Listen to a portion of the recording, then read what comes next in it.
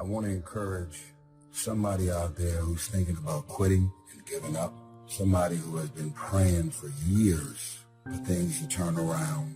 You're thinking about quitting, you're thinking about giving up, you are caving in. This is for you. I'm in a fight for my life. I'm in a fight to be a man. I'm in a fight to be a father. I'm in a fight to be a mama. Something in me wants to quit it and walk away. I'm in a fight. Give me something I can hit. You need to change your mind because some of you are thinking about giving up because you're in a season of failure. But just because you failed doesn't mean that God doesn't have a bright future in store for you. It is always too soon to quit. He wants you to give up and think nothing can grow there. The devil is a lie. The darkness is not real. This is not the time to throw in the towel. This is not the time to give up. It's the time to trust God more, to dig in deeper. The joy is not in the success. The joy is in trying. The joy is in the process. That I'm going to keep working. I'm going to keep going at it. See, failure is forming my future. Failure is just another peg in the ladder for me to go higher. I don't want to just know how to make it work. I want to know why it doesn't work. And the only way I can find that out is I got to fall on my face. But guess what? The righteous man falls 7 times, but he gets back up. Everybody has something that strikes terror in them to do it. Whatever you got hurt at, whatever you got damaged in, is the thing that you struggle to do. Those strongholds come against you every time you try to move outside of your little prison. And people think you are angry, but the anger is the fruit. The root is the fear. Most angry people are scared. Pull it by the root. Strongholds. Casting down imaginations, envisioning self-destruction, the enemy terrorizing you with what he might do. When I'm discouraged, I need somebody to come alongside me to encourage me that weeping may endure for a night, but joy comes in the morning. That kind of talk wakes up my faith. It stirs my faith to know that no matter how dark my situation, God can work it out. I'm telling you, it's possible to be weak. It's possible to feel overwhelmed, outnumbered, out-resourced. It's possible to feel discouraged. It's possible to be going through something that you've never gone through. And if you were to be honest, would say, I am weak this day, yet I'm still anointed. You have to make a decision that I will learn from this thing. I've resolved in my spirit that every experience is my education. So the good experiences and the bad experiences, I'm going to learn from that, and I'm going to discover the opportunity for me to grow and for me to get better. I'm telling you, I've already made up my mind that I know I will fall down. I know that I will stumble, but I already see myself getting back up. Therefore, I'm never down. I'm either up or getting back up. I'm going to learn. Sooner or later, you're going to end up with just you and God and your dream and your pain. You're going to be the one that's going to have to decide if you're going to go through or if you're going to give up. You got to go through some things in order for you to get faith. You've got to have some life experiences under your belt so you can talk about how strong your faith is. Because if your faith has never been tested, you can't brag on how strong it is. Anxiety, it makes us feel out of control, and we're trying to put things in order. And so often the very thing that we're afraid of, it's not even as bad as fear itself. Fear is always false evidence appearing real. And when you abide in fear, you're going to always be running for your life. That's why we're the people of God, and we focus on our faith, because our faith always leads us to life, and life more abundantly. Somebody needs to know today you're going to make it. Somebody needs to know today you're doing all right. You may not be what you ought to be, but you're not what you used to be. And you're going to get there by God's grace. Don't you give up, don't you quit, and don't you keep putting yourself down. You're doing better than you think you are. Yet what I'm learning more and more in life is that it's fear that causes anxiety. The other side of the coin from depression is always anxiety. Anxiety has this ability to stretch your soul thin, and you feel out of control. Depression, on the other hand, is when you feel like your life is being constricted inward and darkness is enveloping over you. Typically, if you have any level of anxiety, depression will follow. If you have depression, anxiety is right around the corner. Having anxiety and depression is like being scared and tired at the same time. It's the fear of failure, but no urge to be productive. It's wanting friends, but hate socializing. It's wanting to be alone, but not wanting to be lonely. It's feeling everything at once, then feeling paralyzing numb. What story do I want to tell later down the road? See, every stage in our life becomes a story. At some point, you will end up telling it. We have to remember that the decisions that we make today will be a part of our life story tomorrow. So as you're making the decision, you got to ask yourself, what story do I want to tell a little bit later down the road? And if what you're doing does not line up with what you think you want to tell a little bit later, then you might want to rethink what you are doing. I just want to tell you, don't let this chapter that you're going through make you in your story. Don't let depression lie to you and tell you that you're not enough, that tells you that there's no more better days, that tells you that your best days are behind you, that tells you you're a nobody, that tells you that you're better off dead. Don't let it lie to you, because it's been lying to you so long that you're starting to believe that's true. You're starting to live that out. Good intentions are worthless. Worthless, folks. When are you going to fall out of love with good intentions? Good intentions are worthless unless they lead to good actions. Nobody ever had their life changed by somebody hoping, thinking. Good intentions are not enough. Because there are some things in your life that you are not ready to turn loose. There are some sins you're not ready to get rid of. There are some issues and some hang-ups that is stunning your spiritual growth. You can't be all God wants you to be with some stuff you still hiding. It's time for you to dig up all those seeds of doubt, all those seeds of lies. And at this moment, replace those seeds with seeds of faith. And how you do that is just simply this. How you fight your depression is just simply this. You tell yourself, yeah, I'm going through this, but at least I'm not dead. Find a way to find appreciation. Somebody has it worse. Somebody wants your life as bad as you think that it is. Somebody's praying to be in your shoes, and you're still here. So I want you to keep fighting. You find any reason to survive right now, to make it to see tomorrow. That drive and that attitude of never quit, it's a powerful force, and it does push you over the edge to victory in many cases. But over that attitude, you have to learn something.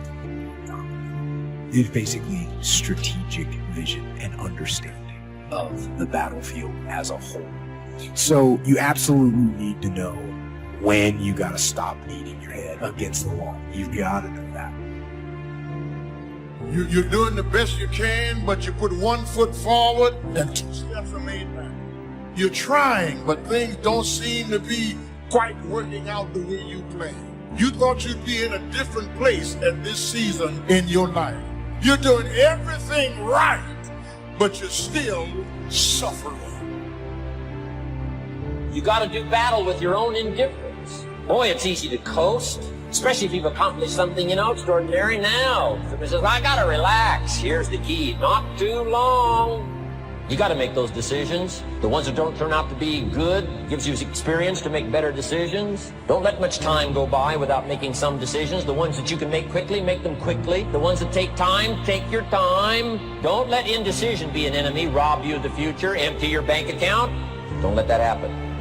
Now, I know that sounds boring, stupid, basic, but it's the truth. The only thing that changes our life long term is when we raise our standards. What does that mean? That sounds so boring and dumb. It means that all of us in life have things we want. We don't get what we want. We get what we have to have.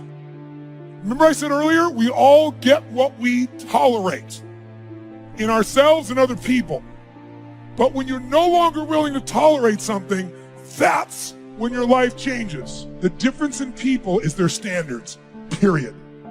If you want to begin to really enjoy a happy, successful, healthy life, you've got to be willing to go against the tide. You've got to be willing to harness your will and say, in spite of this, I'm in control here.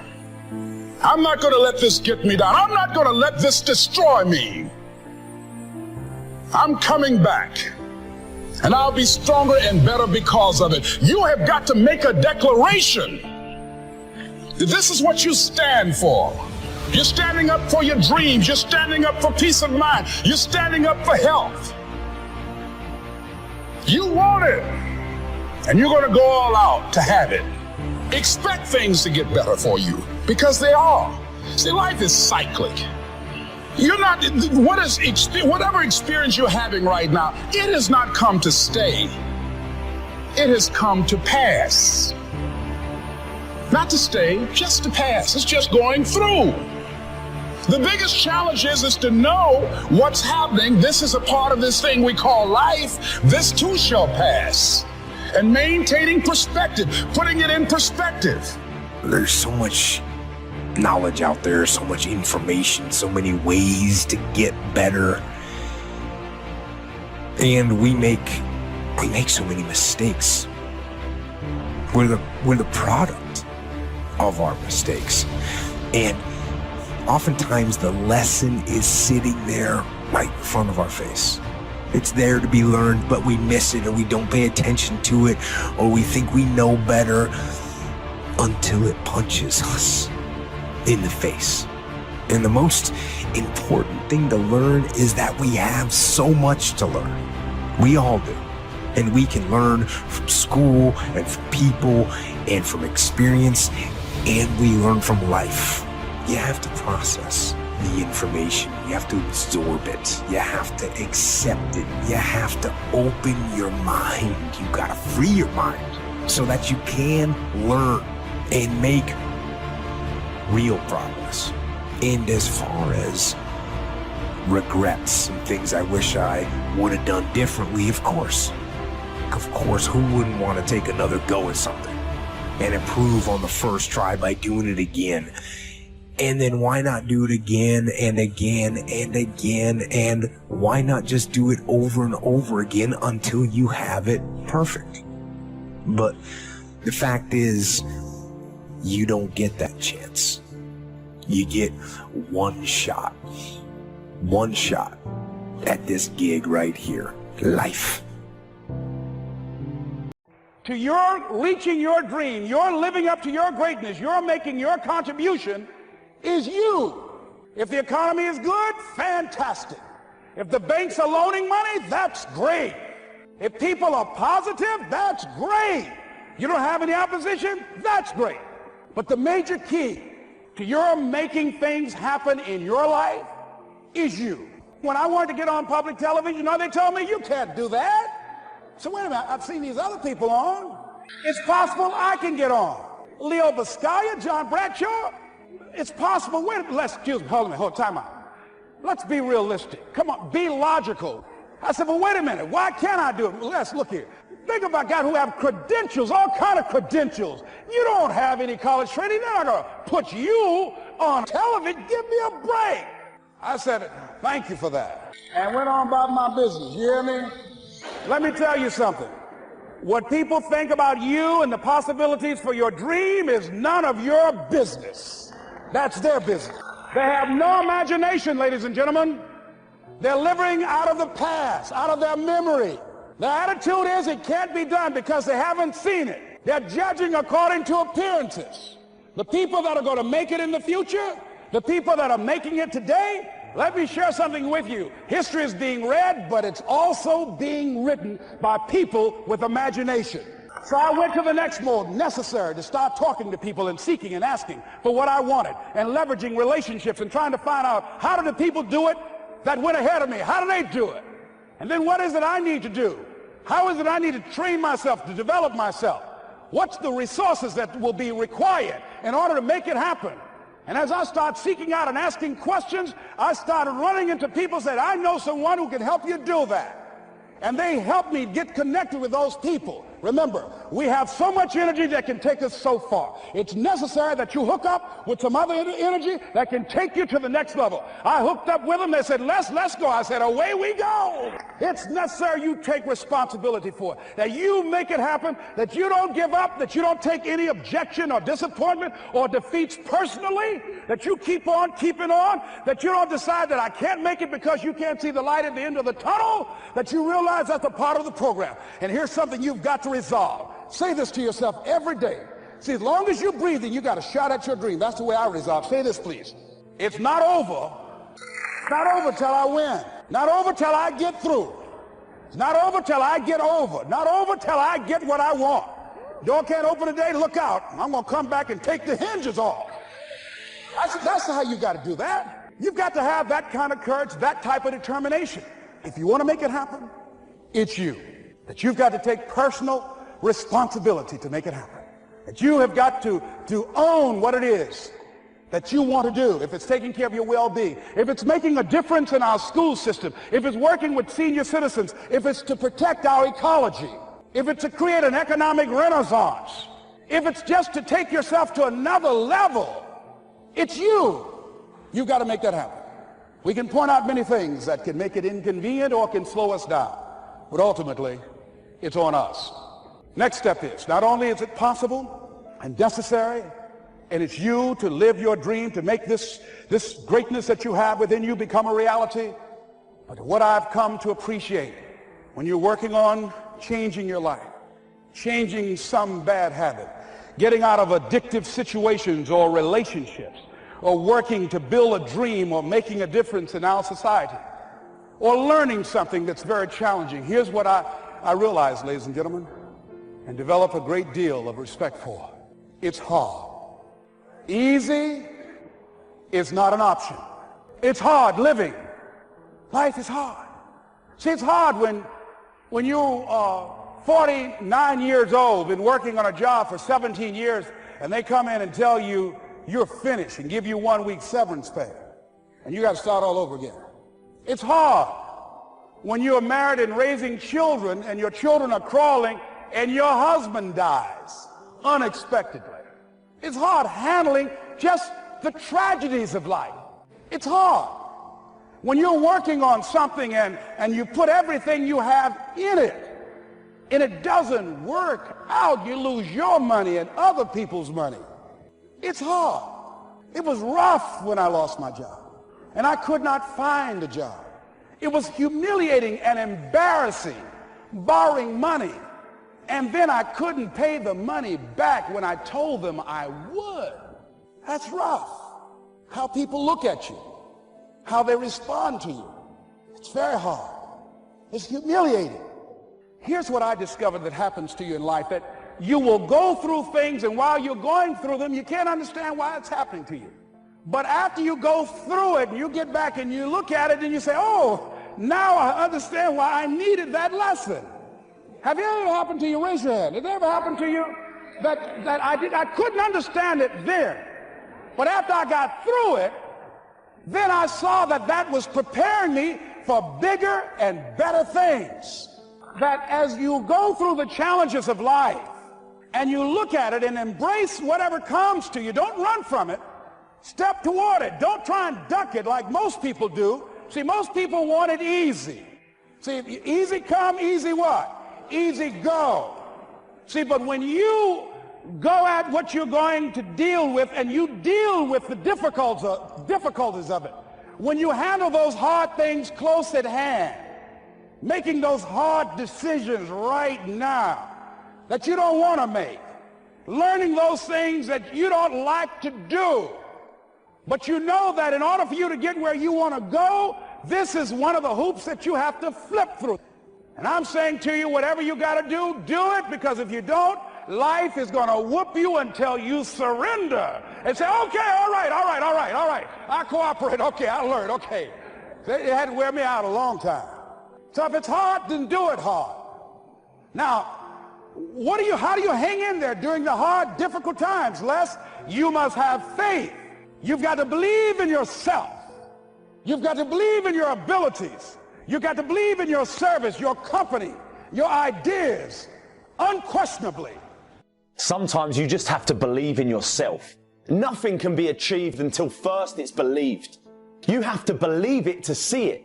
Sometimes the easiest way to get what you want is to just start, to just take that first step. You can do and be anything that you want, no matter what you've been told and conditioned to think growing up. Start from today to believe that you can. We know what we want, but we don't do anything to actually go and get it.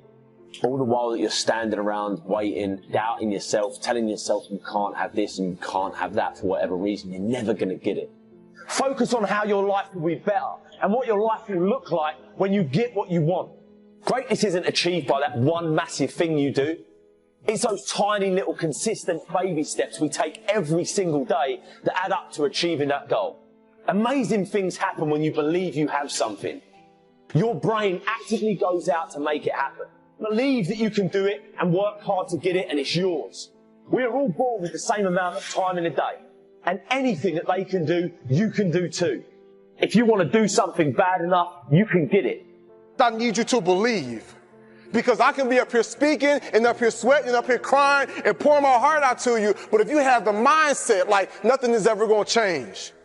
Like some of you, when they was doing that play and they was doing that skit, some of you felt it. Some of you was like, wow, they sharing my story. But there was still a little voice in the back of your mind that said, yeah, but that's not really going to change. Or yeah, it's easier said than done. No, listen to me. Hear me loud and clear. Your mindset, your belief system is everything.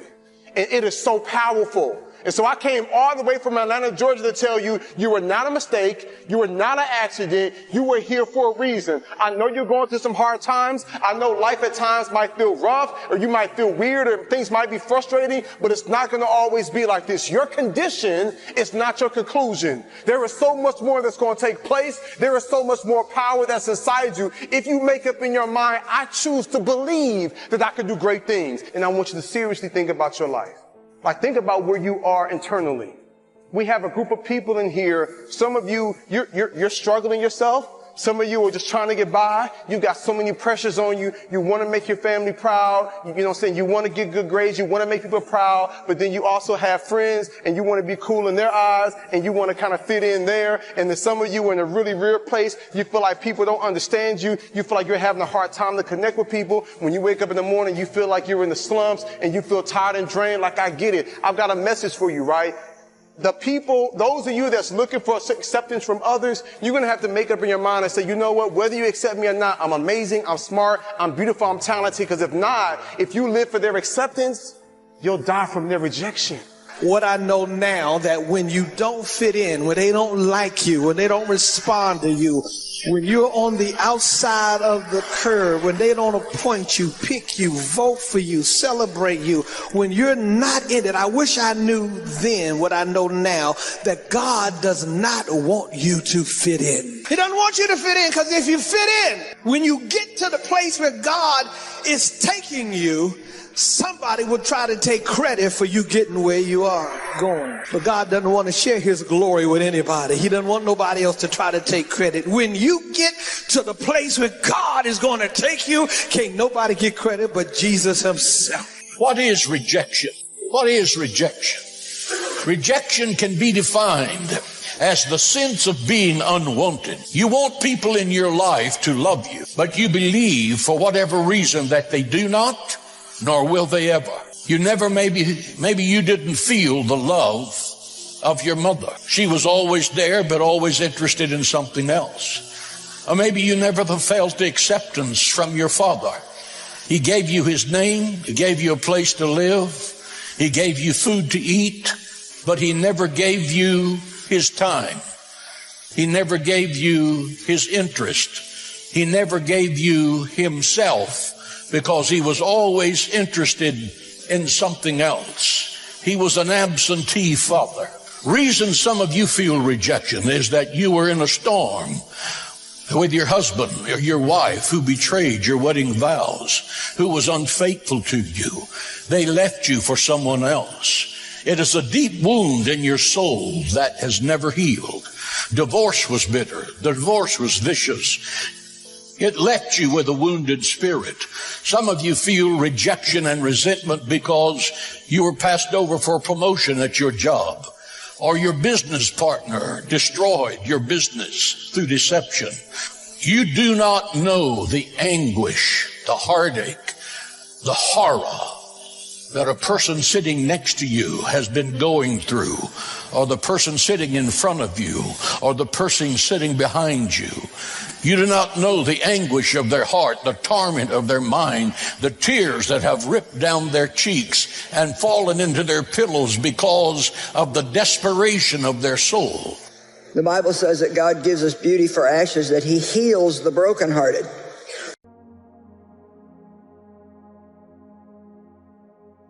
I have a dream. The 4 greatest words that this country has ever heard or seen. Because a man with a dream is unstoppable.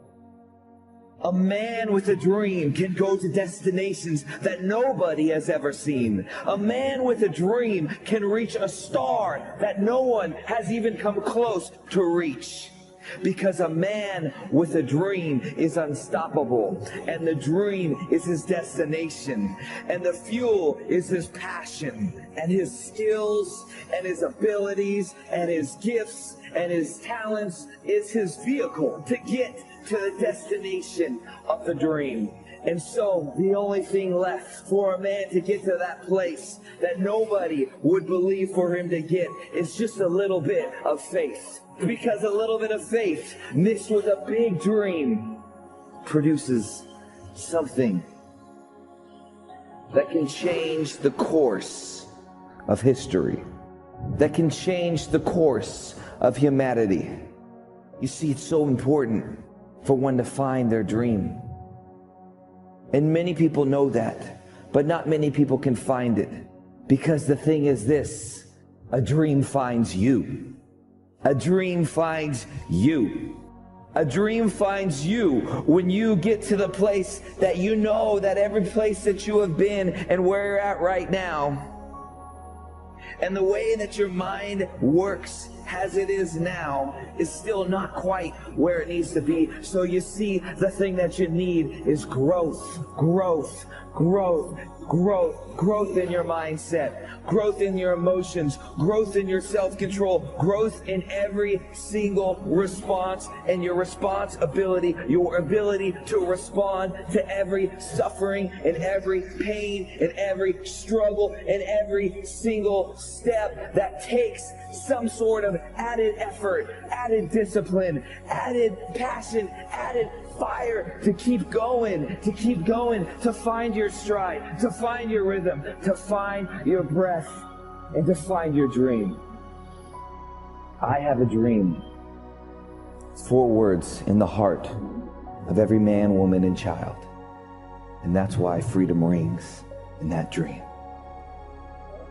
When you know within yourself that there's something you want to do, and I believe that all of us were born with a purpose, that all of us have something that we are supposed to do, that all of us have some goodness within us, and that goodness gives us a responsibility to manifest our greatness.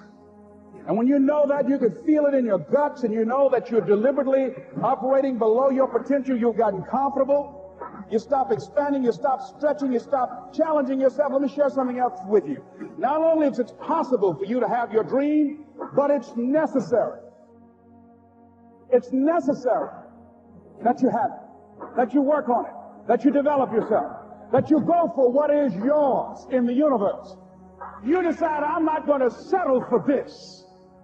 This is not going to be it for my life. I deserve more than this. See, that will start making you do some stuff. See, a lot of people go to work every day miserable, and all they do is just talk about how miserable they are. But they don't do anything about it. You must have faith. You've got to believe in yourself. It's possible that we can have our dream. Yes, it is. Other people have done it, then we can do it. We fail a lot of times. Well, a lot of other folks fail. That 18-mile wall, then you know it's like done and you're on automatic and you glide on in. And you know it's there. You know you're going to get to the finish line. And we've all had experiences where we were working on something and we knew it was possible. And we did those things that were necessary to bring it into reality. We took the responsibility to make it happen. Other people couldn't see it. A lot of people didn't believe it. You were attacked. You were criticized. People were opposing you, but you kept on doing it. It was hard. It was rough. It was difficult. But to you, it was worth it. And eventually you got to a level you know, can nothing stop me now. I'm on the move. I'm on the move. As Kurt Vonnegut, one of the greatest authors in modern times, said, "When I write, I feel like an armless, legless man with a crayon in his mouth." But he still did it. And that's the kind of thing that you're going to hear from the greats. You're not going to hear that it was easy. You're not going to hear that they felt suave and cool. Even the greatest of all time have that awkwardness and that clumsiness. They're never quite as good as they want to be. But what I want you to understand is even though Kurt Vonnegut said those words, he wrote tons of books that changed people's lives, that changed the landscape of literature, because despite the fact that he felt awkward and clumsy, he kept doing it and forcing himself to move forward, to take one step after another, even when the process was not exactly rewarding. He believed in something. He knew that what he was trying to do would ultimately get better. He knew that if he wanted to accomplish something great, that he had to push through the awkwardness. And that is the very trick to getting great. You just have to do it. You have to go. You have to take that first step. You have to push. You have to drive. You have to strive every time to get a little bit better. You have to strive not to fall prey to your own doubts and insecurities. And as Joe Namath said, if you aren't going all the way, why go at all? But it's doing that in face of the fear. It's doing that in face of the difficulties. It isn't only because someone is great that they say you should either do it all the way to play hard or go home. They're not saying it because the process is in and of itself rewarding. They're saying it because there is something that they're trying to accomplish that demands it, that they're prepared to play on a world stage. And once you know why you're doing what you're doing, once something sits at the core of your being, and despite how difficult, painful, awkward it may be to push forward, you push forward no matter what the odds. And as Hannibal said, one of the greatest military leaders of all time, I will either find a way or I'll make one. And he said that as he was getting elephants across the Alps. Now, when you think of the difficulties that you face in trying to do what you're trying to accomplish, think about that man amassing an army and getting elephants to climb a mountain.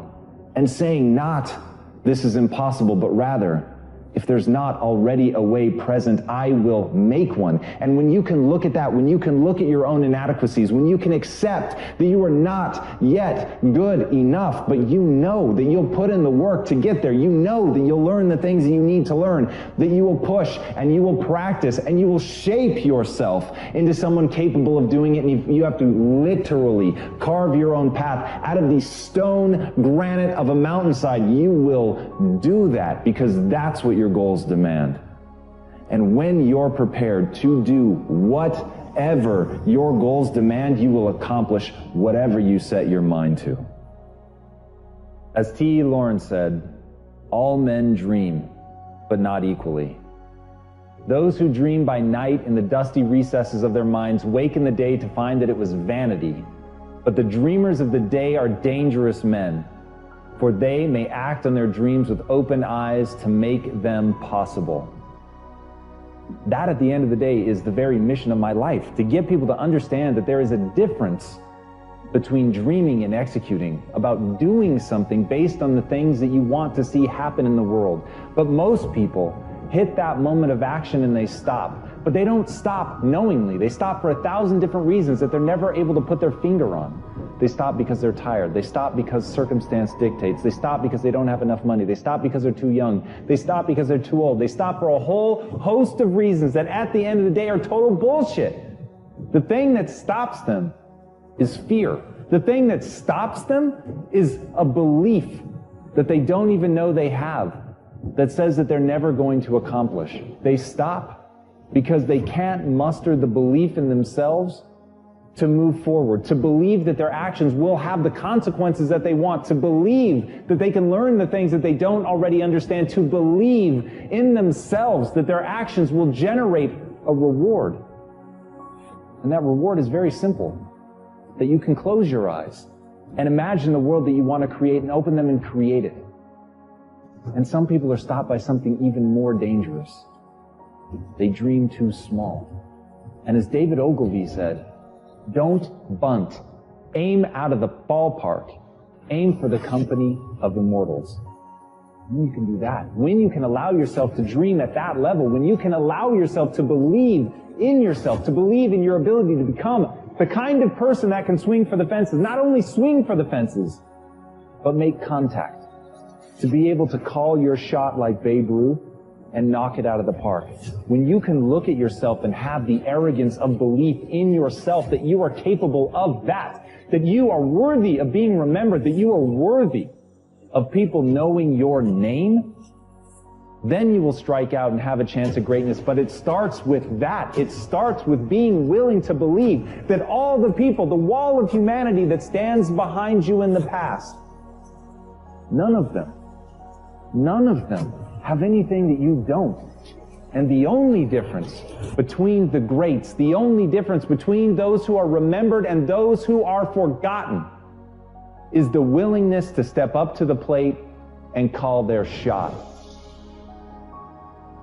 Dream. That's a powerful word. You'll get knocked down many times chasing your dreams. You will feel like you don't have the energy to get back up. You don't have the strength to get back up. You will feel like giving up is the only option.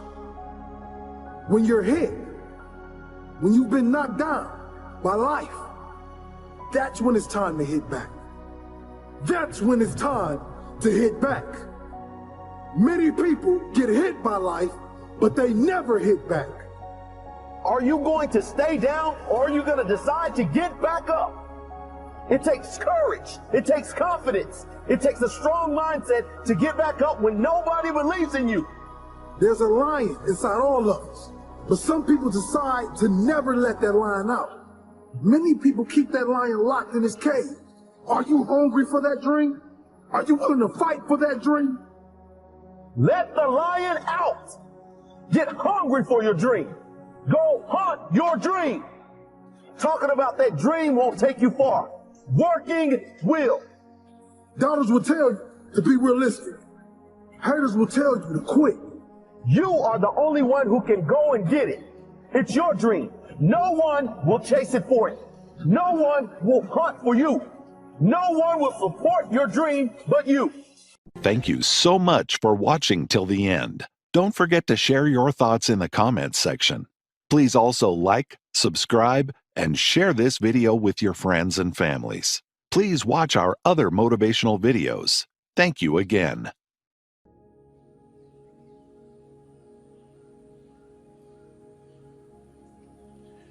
So it's vitally important to discover, first of all, that there is a voice in your head that indulges in self-talk most of the time. And for many people, interestingly enough, that self-talk, for many people, is not always negative, but for many people, it is more negative than positive.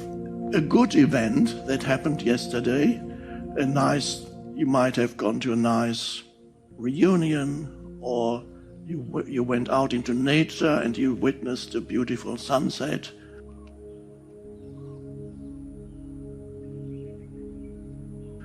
Okay, you can remember it today and think that was a beautiful sunset, or we had a nice talk yesterday.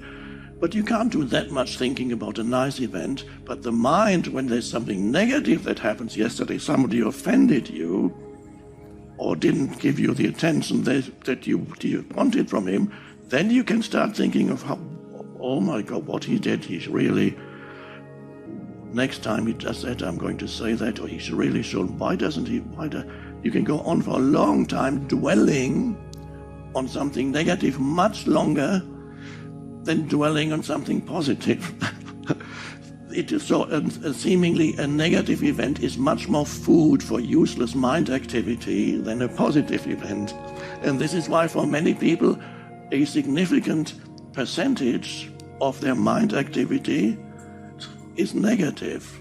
For some people, it is almost 100% negative, but it is unlikely that these people would get a job in this company because your predominant state of consciousness, your predominant mental emotional state, there's a certain correlation between who you associate with, where you find yourself, and even what kind of things happen to you. There is a correlation which is not always immediately recognizable, but there is a correlation between a person's predominant mental emotional state and who they are with, who their friends are, where they work, and even what happens to them. So if you are in a very negative state a long time, you tend to attract also negative events, but you can only have to find that out for yourself. I'm not saying believe me. I know it from my own life because when I first discovered this, I was still very young. I discovered that there is a correlation between my mind activity and what happens to me. I found a book and several books that somebody left with us when I was 17. And there for the first time, I read about a person's mind, and I suddenly realized my mind was predominantly negative because I was a very unhappy child. And so my childhood was not pleasant. And so the initial conditioning of my life was that my mind was continuously commenting and saying how bad my life was. And whenever something bad happened to me, I had a phrase that would occur again in my mind that, of course, bad things always happen to you, don't they? They're bound to happen to you. It always happens to you. So I was talking to myself and saying that bad things would always happen to me, and they did. So you can discover first that the spiritual awakening is to discover that there is continuous mind activity. Well, the first book was called Extreme Ownership. And what that means is you're not going to make any excuses. You're not going to blame anyone else. You're going to take ownership of whatever happens. And when something goes wrong, instead of pointing fingers and blaming someone else, you're going to take ownership of that problem.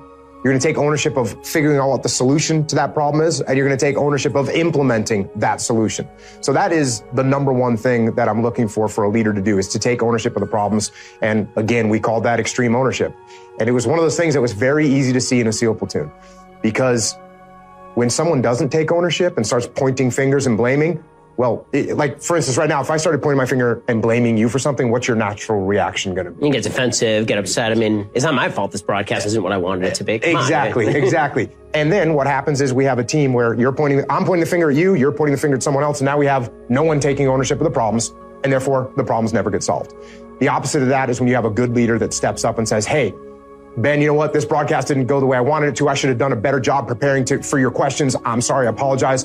And now instead of you getting defensive, you say, you know what? No, actually, I could have done a better job. And now both of us are taking ownership of the problems, and we're going to get them solved. If you're blaming everyone else, I can't control you. I can't control these other things outside. I can't control. The only thing I can control is me. So instead of worrying about who else is causing you problems, worry about what you can do to yourself to improve your station. And if you go down that path, you're going to find you have a lot more control than you think you do. How do we make good decisions? Well, number one, making correct decisions. You got to study. You got to know and understand. You got to know the background. You've got to know the historical outcomes of equivalent type decisions that have happened in the past, similar situations. And if you know the history and you know the background, then you can use those to assess the current situation you're in. And then once you assess the decisions that you can make, assess the possible actions that you can take, and then assess the outcomes that those decisions will have, those actions will have. And when you're doing that, you also have to assess the possibilities of inaction. So a lot of times people forget that one. They don't know if they should do A or B. What they forget is there's also, what if I don't do either? What's going to happen? Sometimes not doing either is good. Or a lot of times not doing either is bad. So you got A or B. What should you do? Maybe sometimes you got to pick A or B. Sometimes, occasionally, it's better not to do anything, and you wait and let the situation develop a little bit more. So the point of this is whatever you can know beforehand, you know. You learn, you study, you understand, you know the standard operating procedures, you know what variations have been made on the standard operating procedures, and that's how you go forward.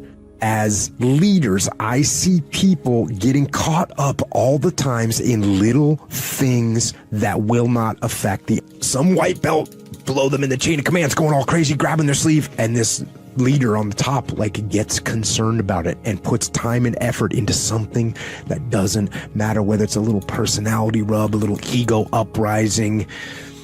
It's like, should we do it this way or should we do it that way? It doesn't matter. That's a little sleeve grab. It doesn't matter. And I see people getting caught up on things that don't matter all the time. And what I've realized is it's something that I figured out a long time ago. I don't know when, but a long time ago, I figured out, you know what? That thing doesn't matter. I'm not going to worry about it. That thing doesn't matter. I'm not going to worry about it. That thing doesn't matter. I'm not going to worry about it. That thing matters. I'm going to focus on that thing. And that makes a big difference. It's leadership capital. Because if I'm investing my leadership capital in getting your hand off my sleeve or trying to do it my way instead of your way or trying to keep your ego in check, if that's what I'm investing my leadership capital in, I have nothing left to invest in the thing that actually matters. So what I meant by that is every day we're seeing who we are as people. When I was growing up, I lied for people to accept me because I didn't accept myself. So I would make up stories so then you would accept me into your world. I would, everything I did was for someone else to like me. It wasn't until I started reading my own book about how pathetic I was as a human being. I could blame my dad, I can blame kids at school, I could blame having health issues, ADD, my mom not being around. I could blame a lot of people, and that's the book I was reading. And I put it off on everybody else. It wasn't until I said, you know what, for me to fix this, I gotta read what the fuck is wrong with David Goggins. Not blame anybody. Read my book and say, okay, I'm afraid of my shadow. How can I overcome that? Go in the military, get your ass kicked, do things you hate to do. Be uncomfortable every fucking day of your life. Roger that. I'm not the smartest kid in the world. Okay. Instead of somebody saying, oh no, you're smart. No, don't say that to yourself. I said to myself, no, I'm a dumb motherfucker. Okay, roger that. How you get smarter? Educate yourself. So the things that we run from the truth.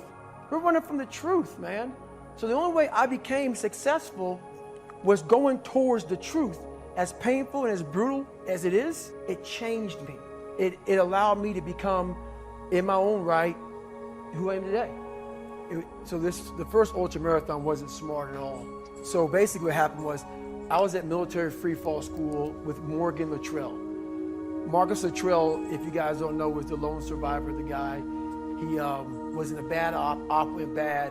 He was the only Navy SEAL that lived. Long story short, you gotta get the book, read Lone Survivor, great story. Morgan is Marcus Luttrell's twin brother. And I was there with Marcus.